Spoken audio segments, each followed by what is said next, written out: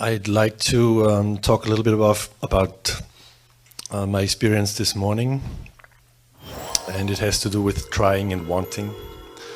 So when we were starting with the tingling sensation in the face, I pretty much very quickly was almost overwhelmed by a very strong sensation in the back of my heart area, which I know from previous experiences. Well, it's basically the sensation of the separate self that has its hooks in my body. And in situations like this, for obvious reasons, it gets really strong. So there was like at some point almost like a wall of pain in the back of my head, and then I followed the exploration that we were doing with that rather than the tingling, because it was just absolutely right. Yeah. And so when I follow this, and I as much as I can, I let it happen, let it be there, and eventually I come to a point when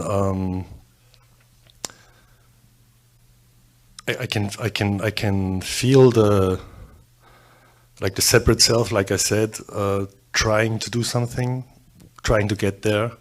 It's like this overwhelming longing or yearning for freedom from identification with the separate self, I guess, is what it is. But it's the very thing that keeps me from, letting go eventually. So it's and then at some point I can, when I in this exploration, when I felt into it, and I can feel that spot, that's this subtle wanting and trying, then my body does something like this, and I've had that for years. And then for a few seconds, I feel like I'm outside of it. I stepped outside of it, but then it pulls me back in. So and that's been going back and forth. And when we were relaxing this sensation into the knowing, it was a beautiful feeling. But still, there was always this remnant of. Yes. And then it makes me think about. It made me think about, my mind came in and it was like, obviously, I'm here because I'm trying to do something, however subtle it may be. It's almost like in any meditation, in any exploration, it's like there's a little part of me that's trying to do something, that's trying to change the status quo in one way or another, because that's why I'm here. So if you could comment on that, that'd be...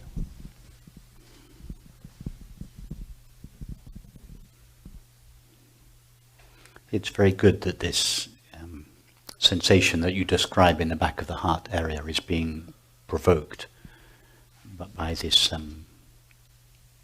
contemplation, and you're absolutely right to use that sensation rather than the sensation of the face or whatever. But what I feel from what you've described is that you immediately judge this sensation as being, or name this sensation as being an expression of the separate self, and you want to get rid of it. That's the problem.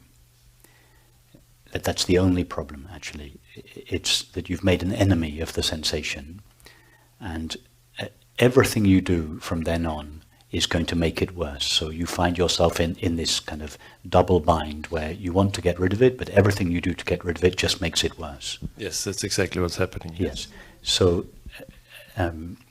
it's very simple. Befriend the sensation.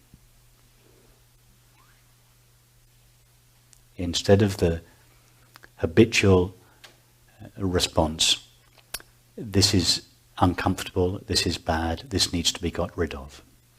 Take the opposite approach. Be happy that this residue of the separate me has been flushed out of one of its favorite hiding places, the heart area, and has been exposed, and totally allow it, invite it to come even closer, to turn round, face it, instead of saying, "You're my enemy, I want to get rid of you." Say to it, "You've been there, buried in my heart most of my life. I don't even really know you. I've been so busy trying to get rid of you, or at least trying to suppress or avoid you, that I don't really know what you are. So totally open the door. Let it come. Be interested in it. Befriend it. Yes, thank you. And to maybe go along this a little further, is that's what I've been doing, and sometimes successfully.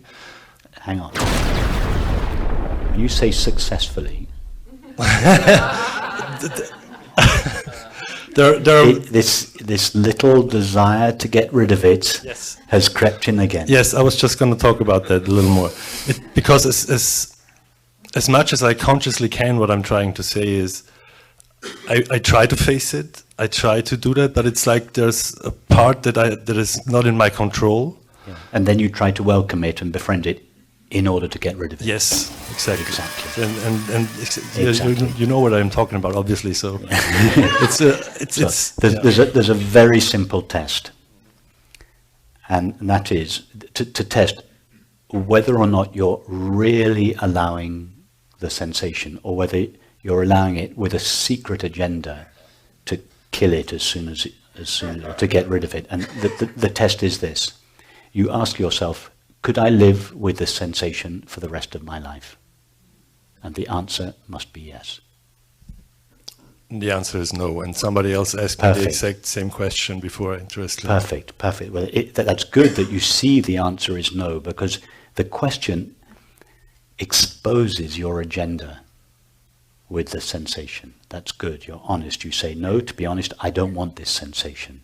So then turn around and face the sensation again, and go on facing it. Go on with this process of facing it, allowing it, asking yourself the question, am I totally at peace with it, until you get a genuine yes.